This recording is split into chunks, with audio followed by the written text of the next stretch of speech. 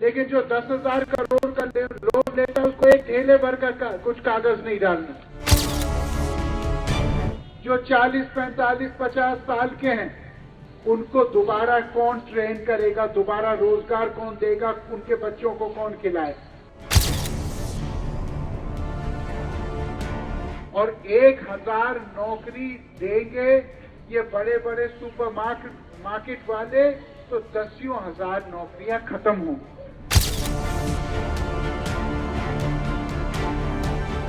क्या हो गया है कि भारतीय जनता पार्टी के पीलीभीत से सांसद वरुण गांधी एक के बाद एक दनादन पार्टी और सरकार के खिलाफ ट्वीट किए जा रहे हैं।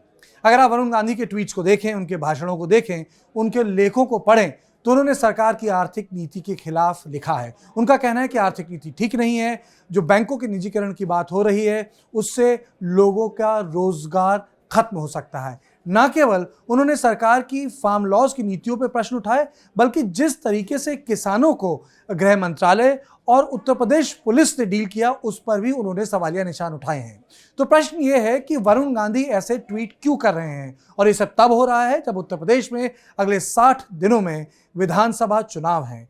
इस पर बहुत बीजेपी का भविष्य निर्भर करता है कि किस तरह की परफॉर्मेंस भारतीय जनता पार्टी करेगी। अगर खराब परफॉर्मेंस रही तो उसका सीधा सीधा असर योगी आदित्यनाथ के कैरियर पर भी पड़ेगा। लेकिन इसके बीच में वरुण गांधी बार बार जब ट्वीट करते हैं किसानों के मामले पे, रोजगार के मामले पे, लोगों के मामले पे, ह्यूमन राइट्स के मामले पे और अर्थव्यवस्था के मामले पे, तो वो जो प्रश्न चिन्ह उठा रहे हैं तो उससे ये सवाल आता है जहन में कि क्या ये अटेंशन के लिए है या उन्होंने ये तय कर लिया है कि अब उन्हें अपनी राजनीतिक जमीन भारतीय जनता पार्टी के बाहर तलाशनी होगी।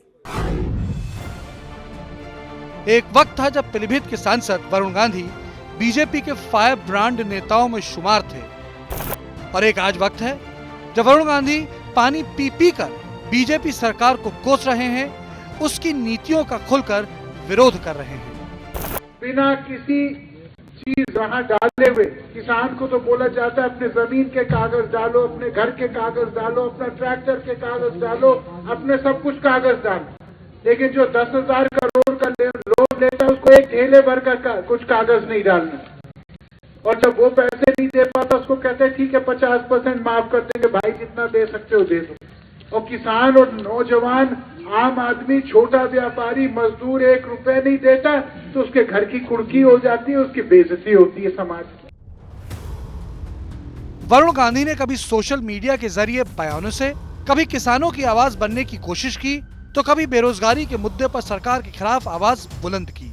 वहीं वरुण गांधी अब बैंकों के निजीकरण के मुद्दे पर सवाल उठा रहे हैं और सरकार से पूछ रहे हैं कि बैंकों के निजीकरण के बाद वहां काम करने वालों के बच्चों को कौन खिलाएगा। उन्होंने सवाल किया, 40 से 45 साल की उम्र में बैंक कर्मियों को फिर से कौन प्रशिक्षित करेगा, उन्हें फिर से कौन नौकरी देगा, उनके बच्चों को कौन खिलाएगा। भले ही MTNL, BSNL, एयरपोर्ट और एयरलाइंस बिक जाएं, लेकिन अब आम आदमी के बच्चों को कौन रोजगार देगा। अगर बैंकों का निजीकरण होगा तो जो 7, 8 लाख, 10 लाख लोग बेरोजगार होंगे, जो 40, 45, 50 साल के हैं, उनको दोबारा कौन ट्रेन करेगा, दोबारा रोजगार कौन देगा, उनके बच्चों को कौन खिलाए। अगर BHEL बिकेगा, BSNL बिकेगा, MTNL बिकेगा, एयरपोर्ट बिकेंगे, एयरलाइन बिकेंगे, तो आम आदमी के बेटे को नौकरी कौन देगा। इतना ही नहीं, वरुण गांधी ने निजीकरण और ई-कॉमर्स के जरिए हो रहे तमाम कारोबार को देश की अर्थव्यवस्था के लिए खतरा बताया और कहा हर चीज को मुनाफे की दृष्टि से देखना ठीक नहीं है। नौकरियां देने की जगह छीनने का काम हो रहा है। निजीकरण के नाम पर सब कुछ बेचा जा रहा है। हर चीज Amazon में जाएगा, फ्लिपकार्ट में जाएगा, वॉलमार्ट पे जाएगा, रिलायंस पे जाएगा, अन्य चीजों पे जाएगा। तो ये जो छोटा व्यापारी गांव के बाहर अपनी दुकान लगाता है, ये जो छोटा व्यापारी बाजार में, दमखोला में, पहेड़ी में, अन्य जगह मानपुर में, अलग अलग जगह मुड़िया नदी बख्श में, 10 जगह अपनी दुकान लगाता है, ये लोग कहां जाएंगे और ये क्या करेंगे। और 1,000 नौकरी देंगे ये बड़े बड़े सुपर मार्केट वाले तो दसियों हजार नौकरियां खत्म होंगी।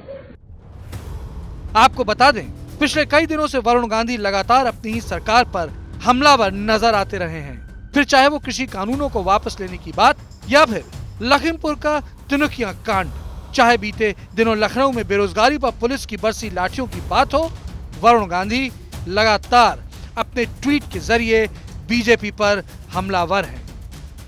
इन ट्वीट्स की पृष्ठभूमि अर्थव्यवस्था हो सकती है, इन ट्वीट्स की पृष्ठभूमि उत्तर प्रदेश चुनाव हो सकती है, इन ट्वीट्स की पृष्ठभूमि जो हाल फिलहाल में राजनीतिक डेवलपमेंट्स हुए वो हो सकती है।